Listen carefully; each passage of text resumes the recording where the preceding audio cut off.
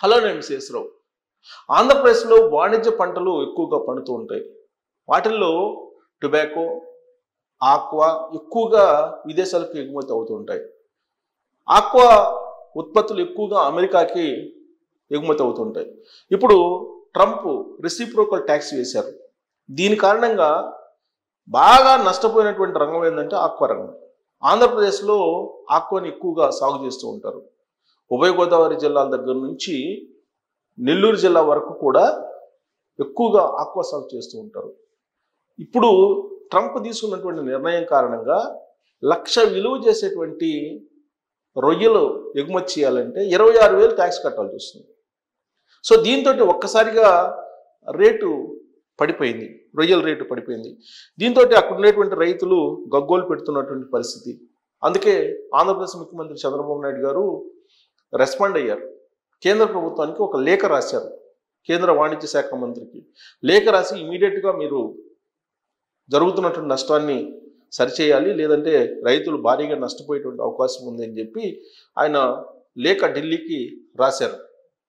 ఇప్పటికే రకరకాల వ్యాధులతోటి రొయ్యల రైతులు బాగా పంటను నష్టపోయారు. రొయ్యలు ప్రతి ఏడాది 2 సార్లు సాగు చేసుకుంటారు రొయ్య సాగుని. బట్ దానికి ఖర్చు కూడా, పెట్టుబడి కూడా కోట్లలో ఉంటుంది, లక్షల్లో ఉంటుంది. సో రాబడి కూడా అలానే ఉంటుంది ఎప్పుడు రేటు ఉన్నప్పుడు. కానీ గత కొంతకాలంగా రేట్లు దారుణంగా పడిపోయినటువంటి క్రమంలో రొయ్యలు సాగు చేసేటువంటి రైతులు భారీగా నష్టపోయారు. ఆక్వా రైతులు బాగా నష్టపోయారు. ఈ నష్టం నుంచి గట్టెక్కించేందుకు చంద్రబాబు నాయుడు గారు ప్రయత్నం చేస్తూ ఉన్నారు. వాస్తవంగా మనకి విదేశీ మారక ద్రవ్యం లభించాలంటే ఎగుమతుల మీద ఆధారపడి ఉంటుంది. ప్రత్యేకించి ఆంధ్రప్రదేశ్లో ఆక్వాల్ని ఎగుమతి చేస్తుంటారు, రొయ్యల్ని చేపల్ని ఎగుమతి చేస్తుంటారు. ఎక్కువ రొయ్యలు వాటా ఎక్కువ ఉంటుంది. ఈ రొయ్యల వాటా ఎక్కువ ఉంది కాబట్టి విదేశీ నిల్వలు కూడా, విదేశీ మారక ద్రవ్యం కూడా ఎక్కువ లభిస్తుంది.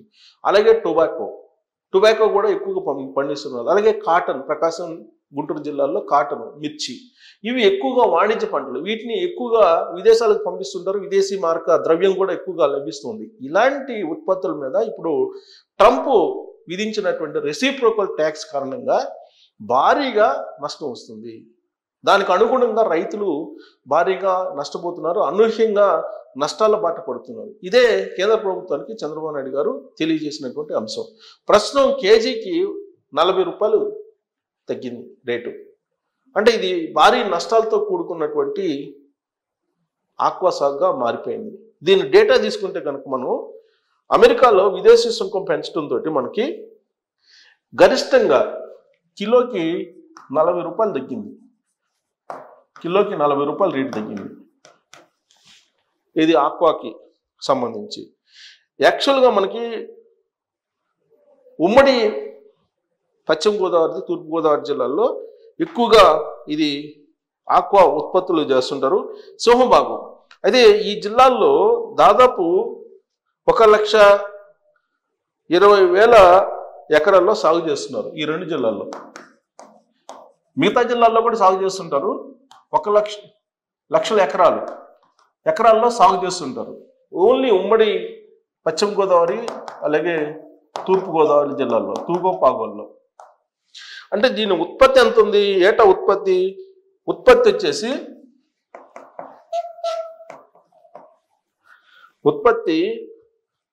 4 లక్షల టన్నులు, సుమారుగా 4 లక్షల టన్నులు ఉత్పత్తి. 4 లక్షల టన్నుల ఉత్పత్తి అయితే దీంట్లో 3.5 3,50,000 లక్షల టన్నులు ఎగుమతి అవుతుంది. ఎక్స్పోర్ట్, ఎగుమతి. సో ఎగుమతి అవుతుంది అంటే ఆల్మోస్ట్ 90% ఎగుమతి అవుతుంది. ఇంత ఎగుమతి మీద ఇప్పుడు ఎంత దెబ్బ కొడుతున్నారంటే అంత దెబ్బ కొడుతుంది. ఈ మొత్తం ఎగుమతులు ఎంత వస్తుంది తెలుసా? ఈ మొత్తం ఎగుమతి కారణంగా దాదాపు మార్కెట్లో దీని వాల్యూ 18,000 కోట్లు. 18,000 కోట్లు విలువ చేసేటువంటి సరుకు ఇదంతా. అంటే ఎంత లావాదేవీలు ఉండే చూడండి 18,000 ఓన్లీ ఉభయ గోదావరి జిల్లాల సంగతి నేను చెప్తున్నా. మిగతా రెస్ట్ ఆఫ్ ప్రకాశం, గుంటూరు పండిస్తుంటారు. ప్రధానంగా ఇక్కడ సింహభాగం ఇక్కడే కాబట్టి ఇక్కడ కాన్సన్ట్రేషన్ చేశాను నేను. ఇంకా దానికన్నా ఒక 20,000 కోట్లు వేసుకోండి, మిగతాది కూడా కలుపుకుంటే దాదాపు 20,000 కోట్లు, 20 నుంచి 25,000 కోట్లు ఉంటుంది అనుకుందాం. ఇప్పుడు కిలోకి 30 నుంచి 40 రూపాయలు తగ్గిపోయింది ట్రంప్ కారణంగా. 20 నుంచి 30 రూపాయలు తగ్గిపోయింది.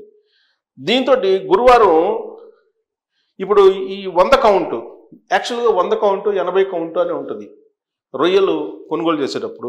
100 కౌంటు రొయ్య కిలోకి 240 రూపాయలు ఉంటే ఏది మొన్నటి వరకు, ఇప్పుడు అది 100 కౌంటుది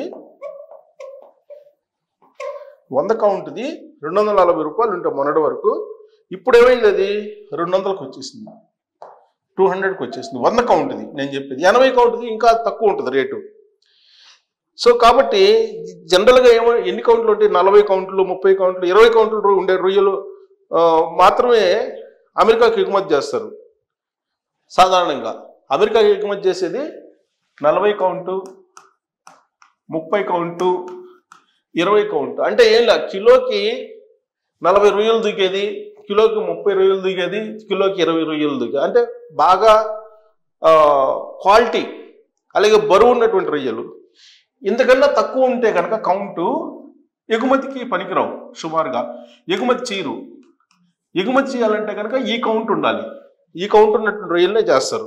సో అవి ఎగుమతి చేస్తారు. అయితే ఇప్పుడు ప్రతీకార సుంకం పెరగడంతో ఇప్పుడు ఏమైంది, ఈ అన్ని కౌంట్లకు రకరకాల, ఒక కౌంట్కి ఒక్కో రకంగా చూస్తుంటే కనుక అన్ని కౌంట్లకు కలిపేసి 30 నుంచి 40 రూపాయలు తగ్గింది.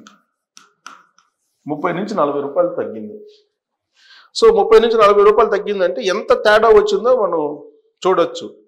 సో కొన్ని చోట్ల అసలు కుంటానికి కూడా ట్రేడర్లు ముందుకు రానటువంటి పరిస్థితి ఏర్పడింది. సో సాగుదారులు కాదు, ఆక్వా రంగం పైన ఆధారపడ్డ కూలీలు కానీ వీళ్ళందరూ కూడా ఇప్పుడు ఇబ్బంది పడ్డ పరిస్థితి.